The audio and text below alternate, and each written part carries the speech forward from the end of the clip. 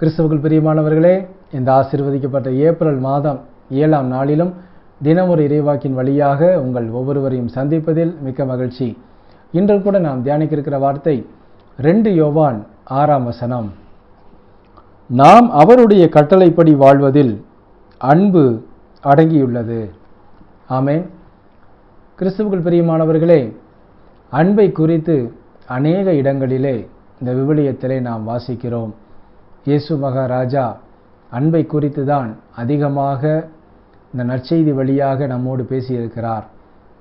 அந்த அன்பு எப்பொழுது நமக்குள்ளே வேலை செய்ய ஆரம்பிக்கும்? ஏனென்றால் ஒரு போலியான அன்பை காட்டுவதற்கு, இந்த பணத்தை வேண்டி, இந்த பணத்திற்காக இதை நான் செய்ய வேண்டுமா, நான் செய்கிறேன் என்று நடிப்பதற்கு பலர் நம்மை சுற்றியிருக்கிறார்கள். ஆனால் கடவுள் நம்மிடம் எதிர்பார்ப்பது, கடவுளின் கட்டளைகளின்படி நடக்கிற பிள்ளைகளுடைய அன்பு உண்மையான அன்பாக இருக்கும். அவர்கள் உள்ளத்தில் இருந்து அந்த அன்பு வரும் என்று புனித யோவான் இந்த வார்த்தை மூலமாக நமக்கு உணர்த்துகிறார். ஆம் கிறிஸ்துவுக்குள் பிரியமானவர்களே, நான் அன்போடு இருக்க வேண்டும், அன்பை மற்றவர்களுக்கு நான் கொடுக்க வேண்டும் என்று உள்ளார்ந்த விருப்பம் கொண்டவர்கள் கடவுளின் கட்டளைகளுக்கு கீழ்ப்படிந்தால் போதும், கடவுளின் கட்டளைகளின்படி வாழ்ந்தால் போதும், அவர்கள் உள்ளம் முழுவதும் இயேசு கிறிஸ்துவின் அன்பினால் நிறைந்துவிடும். ஆம் கிறிஸ்துவுக்குள் பிரியமானவர்களே, நம்முடைய உள்ளம் இயேசு மகாராஜாவினால் நிறையப்பட்டிருந்தால் போதும், நம்முடைய உள்ளத்திலிருந்து அன்பு மட்டும்தான் வெளியே வரும்.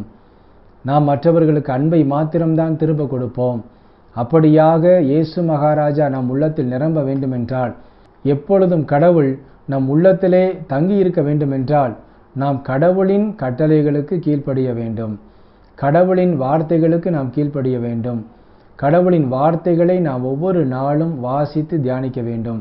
ஆம் கிறிஸ்துவுக்குள் பிரியமானவர்களே, ஒவ்வொரு நாளும் அவருக்கு நாம் கீழ்ப்படிந்தால் போதும், நம்முடைய உள்ளம் அன்பினால் நிறையும். நம்முடைய உள்ளம் கடவுளின் அன்பினால் நிறைந்தால் போதும், நம்முடைய விண்ணப்பங்கள் அனைத்தையும் கடவுள் நாம் கேட்பதற்கு முன்னமே நமக்கு நிறைவாய் கொடுத்து ஆசீர்வதிக்க தொடங்கி விடுவார். ஆம் கிறிஸ்துவுக்குள் பிரியமானவர்களே, நம்முடைய அடிப்படை தேவையே கடவுளுக்கு விருப்பமான வாழ்க்கை வாழ்வது.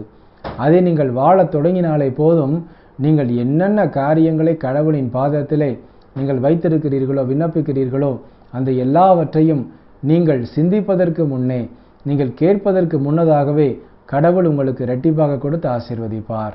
ஆமென். நாம் ஜெபிப்போமா? அன்புள்ள இயேசு மகாராஜாவே, எங்கள் அன்பு தகப்பனே, இந்த ஆசீர்வதிக்கப்பட்ட புதிய நாளுக்காக உமக்கு கோடான கோடி நன்றி அப்பா.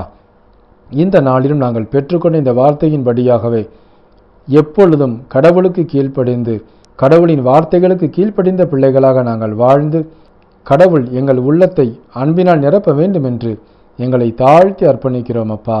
இன்றும் தன்னுடைய பிறந்த நாள் மற்றும் திருமண நாளை கொண்டாடும் அது பிள்ளைகள் ஒவ்வொருவரையும் தகப்பன் நிறைவாய் ஆசீர்வதித்து எல்லா நன்மைகளினாலும் நிரப்பிட அர்ப்பணித்து ஜெபிக்கிறோம். இயேசு கிறிஸ்துவின் இனிய நாமத்திலே ஜெபிக்கிறோம் எங்கள் ஜீவனுள்ள நல்ல பிதாவே, ஆமேன். கிறிஸ்துவுக்குள் பிரியமானவர்களே, இன்று நாம் பெற்றுக்கொண்ட இந்த வார்த்தை நிச்சயமாகவே நம் உள்ளத்தை மாற்றும் என்று நான் நம்புகிறேன். நம்மை எப்பொழுதும் கடவுளின் வார்த்தைகளுக்கு கீழ்ப்படிந்த பிள்ளைகளாக நம்மை அர்ப்பணித்தால் போதும், கடவுளின் அன்பு நிறைவாய் நம்மை நிரப்பும். நாம் அந்த அன்பை மற்றவர்களுக்கும் கொடுக்கும் பொழுது நம்முடைய உள்ளம் எப்பொழுதும் சந்தோஷத்தினால் நிரப்பப்பட்டிருக்கும். ஆமேன். God bless you.